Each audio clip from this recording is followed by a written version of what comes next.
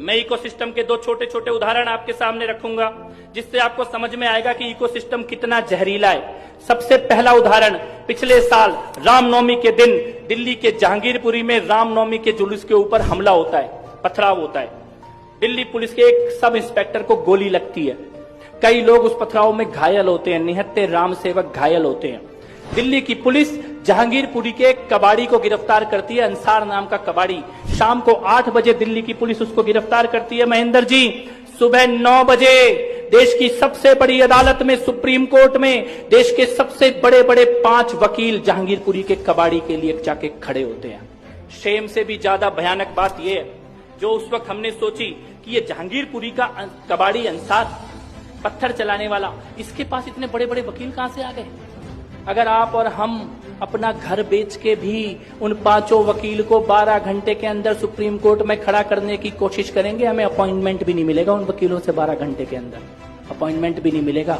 पैसा तो होगा ही नहीं, पैसा आ भी गया कहीं से घर बार बेच के, तब भी अपॉइंटमेंट भी नहीं मिलेगा। लेकिन जहांगीरपुरी के कबाड़ी के लिए देश के 5 सबसे बड़े वकील 12 घंटे के अंदर देश की सबसे बड़ी अदालत में खड़े थे। तब हमने ये सोचा कि ये कैसे संभव है, कैसे, कौन है वो लोग जो अंसार को इतने बड़े बड़े वकील दे रहे हैं। तो एक नाम सामने आया, जमीयत उलेमाए हिंद। जमीयत उलेमाए हिंद ने जहांगीरपुरी के अंसार के लिए देश के सबसे बड़े बड़े वकील खड़े कर दिए थे। तो हमने सोचा कि जमीयत उलेमाए हिंद क्या है, इसके बारे में जानने की कोशिश की जाए। इनके पास इतना पैसा कहां से आ रहा है। तो पता लगा, अहमदाबाद में जो बम ब्लास्ट हुए थे, आतंकवादी हमले हुए थे, जिन आतंकवादी हमलों में पुलिस ने आतंकवादियों को न केवल पकड़ा बल्कि सबूतों के साथ कोर्ट में ले जाके उनका गुनाह साबित करके सजा दिला दी 36 लोगों को।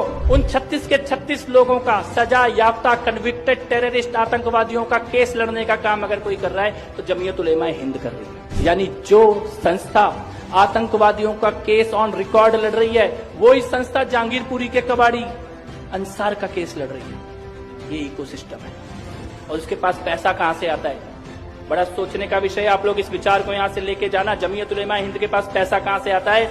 इस देश में हलाल का जो भी प्रोडक्ट, और हलाल केवल नॉनवेज प्रोडक्ट नहीं है, अगर आप अभी गूगल पे सर्च करेंगे तो हलाल में वेज, नॉनवेज, यहाँ तक कि आपका ये पेन, पेपर, कॉपी, बिल्डिंग, इमारत, रियल एस्टेट, फोन, इन सब तक को हलाल के सर्टिफिकेशन का जो भी पैसा जाता है वो सारा का सारा पैसा जमीयत उलेमाए हिंद के पास जाता है। यानी कि आप अपने बाल कटाने के पैसे से अपनी गर्दन कटाने की बदली, इसको कहते हैं इकोसिस्टम। और दूसरा एग्जाम्पल दिल्ली के दंगों का।